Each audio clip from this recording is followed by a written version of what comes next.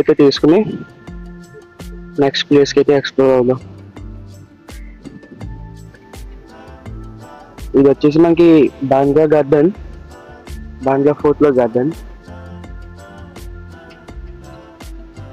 చాలా అద్భుతంగా ఉంది చూడడానికి. అండ్ బ్యాక్ సైడ్ వచ్చేసి మనకి బాంగ్లా బీచ్. నిజంగా చాలా అంటే చాలా బాగుంది బీచ్ కూడా. అది వచ్చేసి మనకి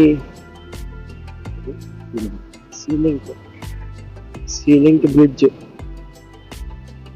ముందుకైతే వెళ్తే కొంచెం కనిపిస్తుంది. పదండి.